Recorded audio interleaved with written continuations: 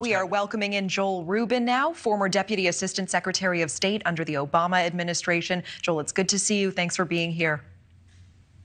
It's great to be with you, Natasha. So, Joel, you just heard our Joe Khalil calling this one of the most consequential weeks of Biden's presidency. So off the bat, exactly how important is this NATO trip for the president and for Ukraine?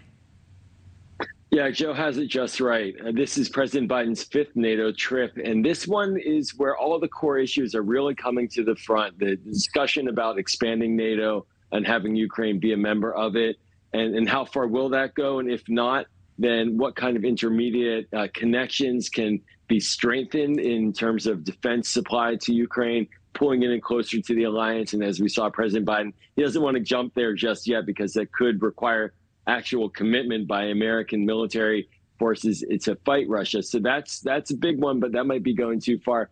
And then, of course, these other questions about NATO expansion with Sweden, a strategic defeat for Vladimir Putin to see NATO grow in its size. And these are going to be the top decisions, all in the background, watching this counteroffensive by Ukraine, which right now, clearly, it's not an easy one. And that's why we're seeing the deployment or the sending of cluster munitions by the United States to Ukraine. So this is really a pivotal moment in the war in Ukraine and why these meetings are so important. Yeah, a pivotal moment. I absolutely hear you. And I appreciate you helping us paint those stakes. So are you saying that if Ukraine were to become a member of NATO, it would mean likely a commitment of U.S. boots on the ground to aid Ukraine as it fends off Russia?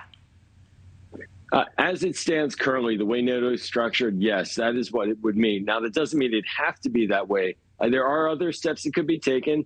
Ukraine could be brought into NATO, and there could be a carve-out legally so that the Article 5 commitment of all NATO members going to war on behalf of a country, if it's a NATO member and is attacked, perhaps Ukraine would not be able to benefit from that.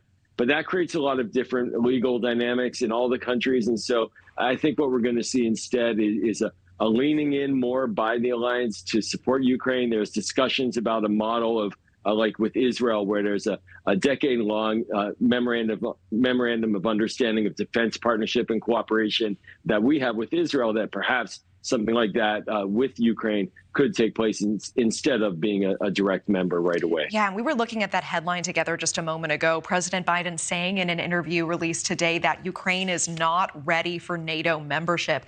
Are you surprised by that? Do you agree? Or is this just evidence of sort of the delicate dance that you're describing that the president finds himself in right now?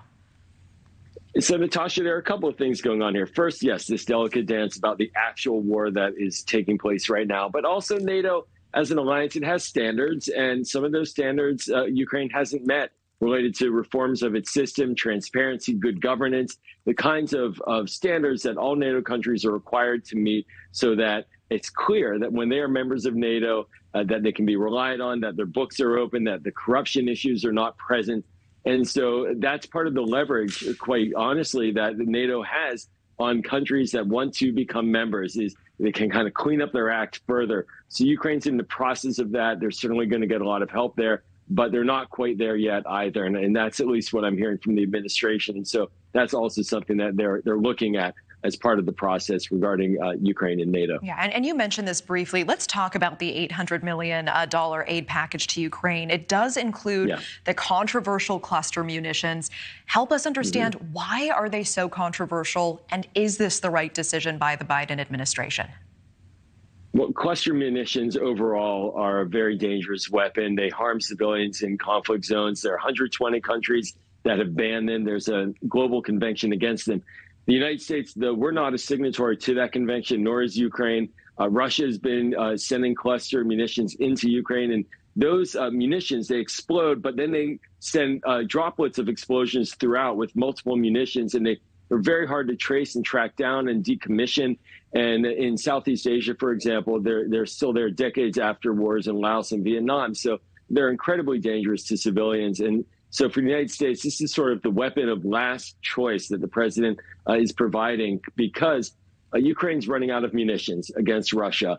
And in order to deal with this counteroffensive, they need more supply. The industrial production capacity of the United States is not there yet to supply enough regular munitions. And so this supply of cluster munitions that we have in storage, it's going to Ukraine. There are a lot of strings attached to this, a lot of commitments Ukraine is making to track where they're sending it so they can be cleaned up properly. The fail rate is very low, which is a good thing in terms of not exploding at some future later date, but they can find when they're exploded now. A lot of technical issues, but it is a very hard choice. Clearly, the administration did not want to have to go down this road, but they feel that it's essential for Ukraine to be able to maintain its offensive. Okay, we appreciate the context. Joel Rubin, thank you so much for your time.